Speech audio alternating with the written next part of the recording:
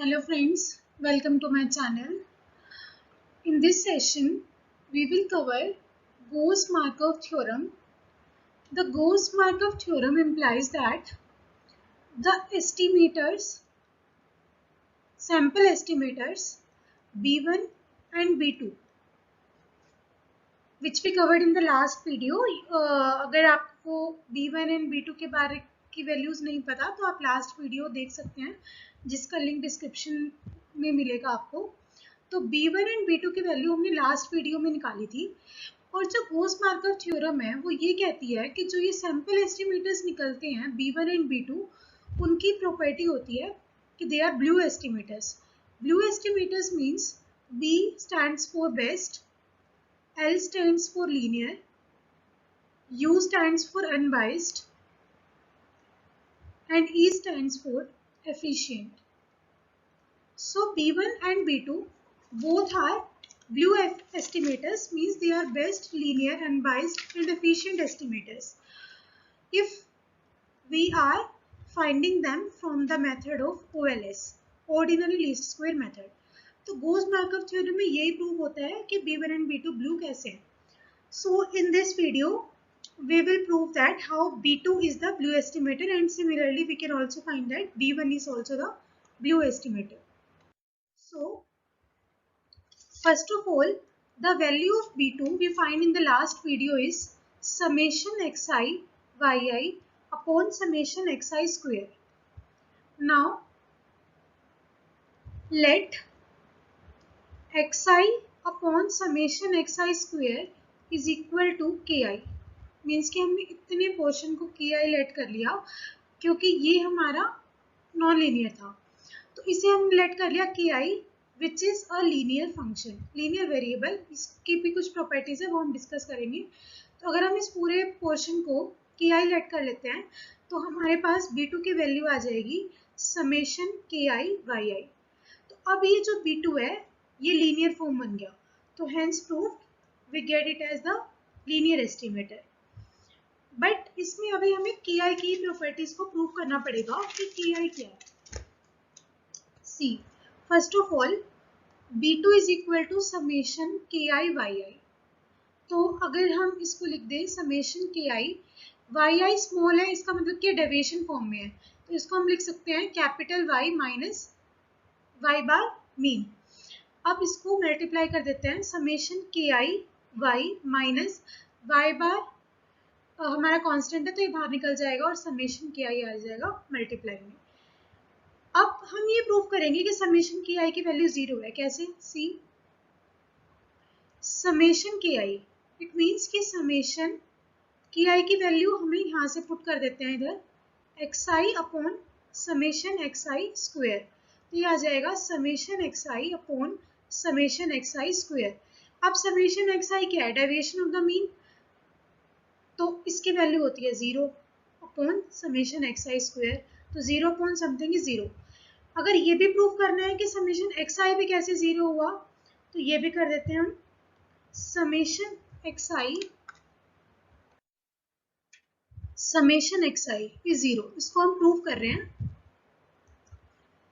Summation xi is equal to summation x minus x bar, तो ये हो जाएगा summation x minus x bar into summation. तो x बार की वैल्यू होती है समेशन x बाय n, तो यहाँ से समेशन x की वैल्यू आ जाएगी n इंटू x बार क्रॉस मल्टीप्लाई करके. इधर वो पुट कर देते हैं n x बार माइनस, अब x बार का सम हो रहा है, मतलब कि n टाइम्स को ऐड किया जा रहा है, तो यहाँ पर भी आ जाएगा n x बार, इसकी वैल्यू आ जाएगी 0. तो हेंस प्रूव्ड कि समेशन xi जो है वो 0 को इक्वल आ गया. तो बात कर रहे थे हम B2 की, जो कि समेशन ki yi था. ये बन गया था summation ki y minus y bar is equal to summation ki y minus summation ki y bar. Summation ki अभी हमने 0 प्रूव किया है, तो ये बन जाएगा summation ki y minus y bar into 0. तो यहाँ से आ जाएगा समेशन ki कैपिटल Y. तो प्रूफ हम ये करना चाह रहे थे यहाँ पर कि समेशन ki स्मॉल yi लिखो या समेशन ki कैपिटल yi लिखो इज द सेम थिंग. तो हम B2 को ऐसे भी लिख सकते हैं. अब हम करते हैं प्रॉपर्टीज ऑफ के आई, कि जो एक के आई है इसकी क्या प्रॉपर्टीज हैं, इसकी भी कुछ प्रॉपर्टीज होती हैं। नंबर 1 इज समेशन के आई इज इक्वल टू 0। ये अभी अभी हमने प्रूव किया है कि समेशन के आई 0 कैसे होता है, लास्ट स्लाइड में। सेकेंड इज समेशन के I x I is equal to 1। कैसे, लेफ्ट हैंड साइड लेके चलते हैं, समेशन के आई एक्स आई, तो एक्स आई को लिख देते हैं, के आई की जगह लिख देते हैं X I upon summation x I square into X I. तो ये बन जाएगा summation x I square upon summation x I square is equal to 1 which is equal to right hand side, hence prove. तो second property ये हो गई कि summation के I x I is equal to 1। Third property is summation के आई square is equal to 1 upon summation xi square.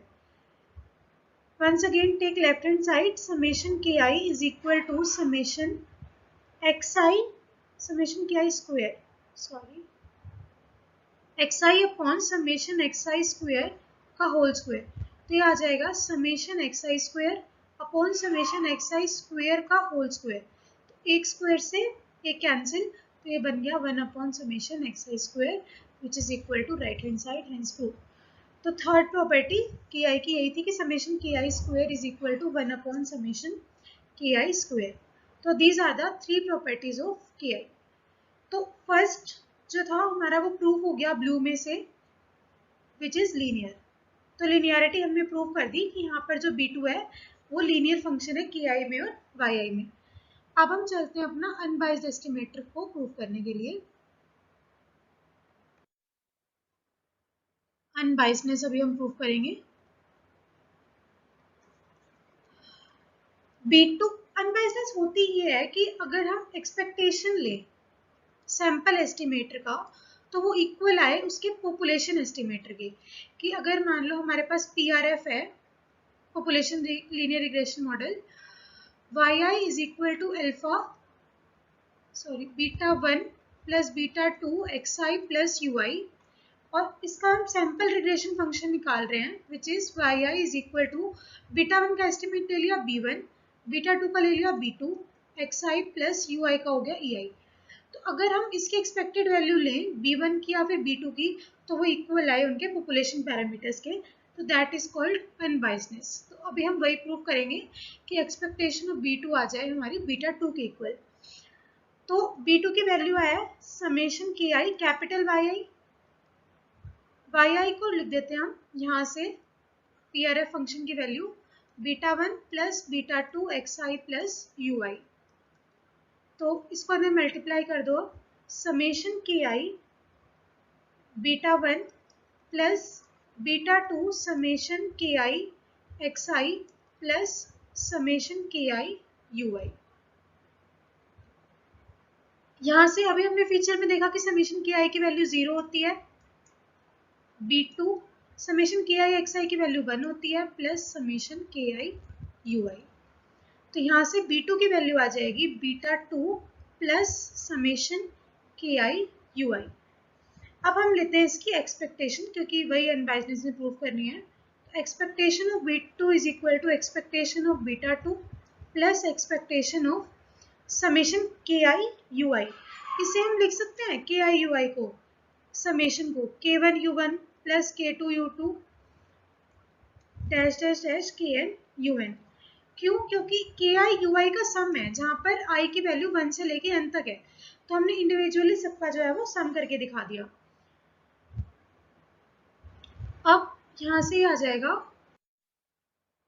Expectation of B2 is equal to expectation of β2 plus sum expectation of k1 u1 plus k2 u2 plus dash dash dash kn un।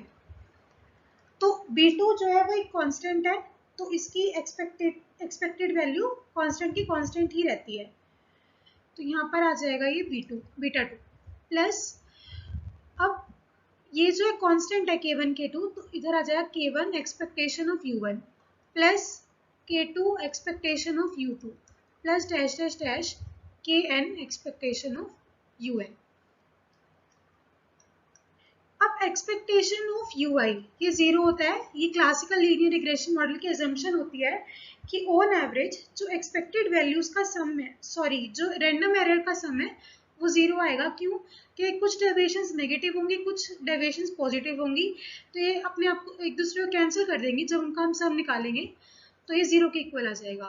तो plus K1 0 plus K2 0 plus dash dash dash Kn into 0. तो ये सारी term तो बन गई 0, सिर्फ यहाँ पे क्या बचेगा B2. तो हमारी नेक्स्ट प्रॉपर्टी प्रूव हो गई अनबायसनेस वाली कि expectation of B2 is equal to β2 and hence prove that B2 is an unbiased estimator. Now the third,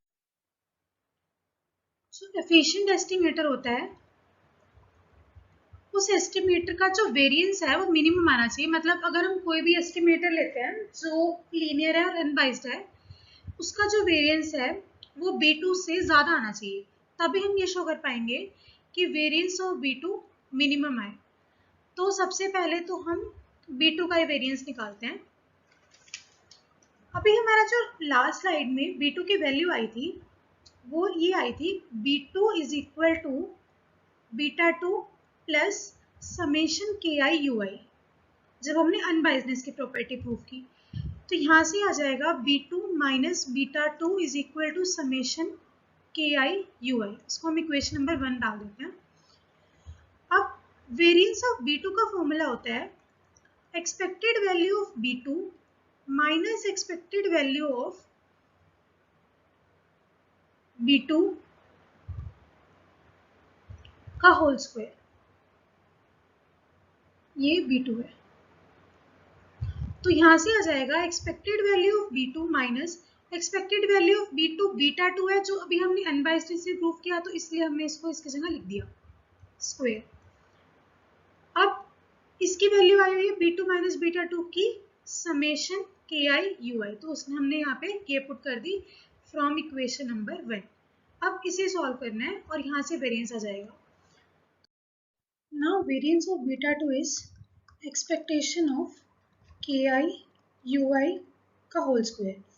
तो ये आएगा expectation of K1U1 plus K2U2 plus dash dash dash KN/UN का whole square. अब एक तरह से ये A plus B plus C plus dash dash to n terms का होल स्क्वायर है. तो इसका फॉर्मूला हम अब एक्सपैंड करेंगे स्क्वायर वाला. तो जैसे A plus B whole square का होता है A square plus B square plus 2AB, वैसे ही हम इसका भी एक्सपैंड करेंगे. तो यहाँ पर ये हो जाएगा K1 square plus U1 square plus K2 square U2 square plus dash dash dash KN square UN square plus 2AB. A यहाँ पे क्या है K1U1 और B है यहाँ पर K2U2 plus dash dash dash ये यहाँ तक चला जाएगा, मतलब कि KN/UN तक. KN/UN और KN-1 UN-1 जो भी से पहले वाली टर्म होगी. तो is equal to expectation of K1 square U1 square plus expectation of K2 square U2 square dash dash dash plus expectation of KN square UN square plus twice of K1 K2 expectation of U1 U2 and so on. तो यहाँ से भी constant बाहर निकल जाएंगे K1 square वाला और expectation of U1 square हो जाएगा सिग्मा स्क्वायर प्लस यहाँ से भी K2 स्क्वायर बाहर, expectation of U2 square is sigma square. Because ये हम एज्यूम करके चलते हैं कि होमोजेडास्टिसिटी है, तो हर एक एरर टर्म का जो वेरिएंस होएगा वो सिग्मा स्क्वायर ही होएगा. और यहाँ पर ये 2K1 K2 में एक्सपेक्टेशन ऑफ U1 U2 भी आएगी 0, क्योंकि U1 और U2 में भी हम कोई रिलेशन नहीं मानते. It is the assumption of no autocorrelation. यहाँ से सिग्मा स्क्वायर हम कॉमन ले लेंगे और ये आ जाएगा K1 square plus K2 square and so on. तो ये बन जाएगा sigma square summation KI square. ये बन गया वेरिएंस ऑफ β2. अगर यहाँ पर ये प्रॉब्लम है कि expectation of u1 square sigma square कैसे आया, तो हम इसे भी प्रूव कर सकते हैं। वेरिएंस ऑफ u2 का फॉर्मूला होगा expectation of u2 minus expectation of u2 का होल स्क्वायर। तो ये बन जाएगा एक्सपेक्टेशन ऑफ u2 की एक्सपेक्टेशन 0 होगी बिकॉज ऑन एवरेज जो u2 की एवरेज आएगी एक्सपेक्टेड वैल्यू वो 0 होगी, क्योंकि ui लगा लो कुछ भी तो वो क्या है, एक एरर टर्म है। और एरर टर्म कभी हम ज़्यादा वैल्यूज़ भी ले सकते हैं, कभी हम कम वैल्यूज़ भी ले सकते हैं। तो ये अज्यूम करके चलते हैं हम कि जो पॉजिटिव वैल्यूज़ है वो नेगेटिव वैल्यूज़ को काउंटर बैलेंस कर देगी, मीन्स कि कैंसिल हो जाएगी। तो इसलिए जो एक्सपेक्टेड वैल्यू आती है ui की वो 0 होती है। तो इसको हम यहाँ पर 0 लिख सकते हैं का होल स्क्वायर, तो ये आ जाएगा एक्सपेक्टेशन ऑफ u2 स्क्वायर, इसीलिए ये हो जाएगा सिग्मा स्क्वायर। ठीक है, ये मिनिमम है। तो हम लेट कर लेते हैं another linear and unbiased estimator of beta 2 D b2 बार। तो इस b2 बार का अब हम वेरिएंस निकालेंगे। b2 बार को हम लेट कर लेते हैं कि समेशन gi ui के इक्वल है। वो समेशन ki ui के इक्वल था b2, ये बीटा 2 बार gi के इक्वल है। gi की भी सेम प्रॉपर्टीज हैं जो ki की है, gi yi सॉरी। तो समेशन gi yi की जगह वही हम पुट कर देंगे अपना beta 1 plus beta 2 xi plus ui। ये आ जाएगा beta 1 summation gi plus beta 2 summation gi xi plus summation gi ui। Summation gi की वैल्यू भी 0 होगी और समेशन gi xi की वैल्यू 1 होगी। ये भाई की आई की प्रॉपर्टीज वाली वैल्यूज आ गई। तो यहाँ से ये तो 0 बन गया, इधर से आएगा b2 plus summation gi ui b2 bar. यहाँ से भी हम ले आते हैं b2 bar minus beta 2 is equal to summation gi ui। इसको हम नाम दे देते हैं सेकेंड इक्वेशन। अब अगर हमें वेरिएंस निकालना हो b2 बार का, तो वो आएगा expected value of beta 2 bar minus expected value of beta 2 बार का होल स्क्वायर। तो जो हमने ये बीटा 2 बार लिया हुआ है ये भी अनबाइस्ड एस्टिमेटर है। इसका मतलब कि बीटा 2 बार का जो एक्सपेक्टेड वैल्यू आएगी वो बीटा 2 ही होगी क्योंकि अनबाइस्ड है। तो बीटा 2 बार माइनस b2 का होल स्क्वायर, ये आ रहा है हमारा वेरिएंस ऑफ b2 बार। और expected value of b2 bar minus beta 2 का स्क्वायर की जो हमने अपनी वैल्यू निकाली है वो आई थी beta 2 plus summation gi ui का whole square. Beta expected value summation gi ui का होल स्क्वायर, इसको भी लिख देते हैं g1 square plus u1 square plus g1 u1 plus g2 u2 and so on gn un का whole square. तो ये आ जाएगा expected value of g1 square u1 square plus g2 square u2 square plus gn square un square plus जो a plus B whole square का formula होता है वही एक्सपैंड करना है कि a square plus B square plus 2ab। यहाँ पे 2ab क्या बन जाएगा g1 g2 u1 u2 and so on.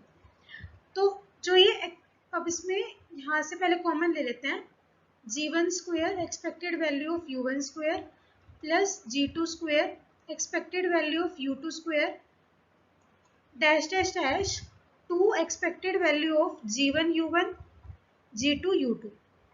तो ये आ जाएगी 0, इनमें एक्सपेक्टेड इसमें कोई रिलेशन नहीं है g1 u1 g2 u2 में। तो यहाँ से ही आएगा g1 square sigma square plus g2 square sigma square and so on.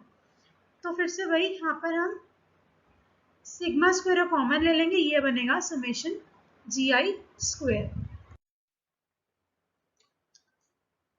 अब जो ये वेरिएंस ऑफ बीटा 2 बार हमारे पास आया था वो आया था sigma square summation gi square. अब हम लेट कर लेते हैं क्योंकि हमें इसके वैल्यू निकालनी पड़ेगी समेशन gi स्क्वायर की। तो लेट कर लेते हैं कि जो gi है उसकी वैल्यू है ki प्लस hi। तो समेशन जी आई स्क्वायर की वैल्यू क्या हो जाएगी, समेशन के आई प्लस एच आई का होल स्क्वायर, ये होगा समेशन के आई square plus h i square plus 2 KI HI a plus B whole square के फॉर्मूले से। तो ये बन जाएगा समेशन के आई square plus summation h i square plus 2 summation के आई एच आई। इसको इक्वेशन में डाल देते हैं और समेशन के आई एच आई की वैल्यू निकाल लेते हैं। पहले के आई है एक्स आई अपॉन समेशन एक्स आई स्क्वायर इंटू में एच आई। एक्स आई की जगह लिख देते हैं capital x minus x bar upon summation x minus x bar का whole square into h i is equal to 1 upon summation x minus x bar का whole square और ऊपर वाले को इस एच आई के साथ मल्टीप्लाई कर देते हैं। तो ये बन जाएगा summation x I H I minus x bar summation h आई। तो ये समेशन एच आई भी हमारे पास जीरो वैल्यू है इसकी और summation h i x i की भी जीरो ही वैल्यू है जो कि आई की प्रॉपर्टी से हमने प्रूव की थी। जब ऊपर जीरो आ जाएगा तो जीरो अपॉन में डिनोमिनेटर की वैल्यू भी जीरो हो जाएगी। इट मीन्स कि समेशन के आई एच आई की जो वैल्यू है वो जीरो हो गई। तो समेशन जी आई स्क्वायर की वैल्यू आ जाएगी समेशन के आई square plus summation h i square. तो now variance of beta 2 bar बनेगा सिग्मा स्क्वायर इंटू समेशन के आई square plus summation h i square. इसको एक्सपैंड कर देते हैं तो ये बनेगा सिग्मा स्क्वायर समेशन के आई square plus sigma square summation h i square. अब ये वेरिएंस है, इसके भी स्क्वायर की ये भी पॉजिटिव वैल्यू आएगी और ये भी स्क्वायर है तो ये भी पॉजिटिव होएगी। तो पॉजिटिव इंटू पॉजिटिव एक कोई भी पॉजिटिव वैल्यू ही आएगी और ये किसकी वैल्यू है, वेरिएंस ऑफ B2 की। इसका मतलब क्या हुआ कि variance of B2 bar is equal to variance of B2 plus positive value. तो दिस इंप्लाइज कि variance of B2 bar greater होएगा वेरिएंस ऑफ B2 के, क्योंकि इसमें एक पॉजिटिव वैल्यू ऐड है। तो जो ये वाली वैल्यू है ये इस वाली वैल्यू से पक्का पक्का बड़ी होगी। तो अब हमें पता चल गया कि अगर हमने कोई और एस्टिमेटर लिया B2 बार जो कि लीनियर अनबाइस्ड था, उसका वेरिएंस बड़ा आया B2 से, तो दिस इंप्लाइज कि B2 हैज मिनिमम वेरिएंस। तो अब जो B2 है वो लीनियर भी प्रूफ हो गया, अनबाइस्ड भी प्रूफ हो गया और मिनिमम वेरिएंस भी प्रूफ हो गया। तो इट मीन्स कि प्रूफ हो गया कि जो हमारा B2 एस्टिमेटर है वो ब्लू है, best linear unbiased efficient estimator. So it's all about the Gauss-Markov theorem, and if you like this video then please like, share and subscribe my channel. Thank you.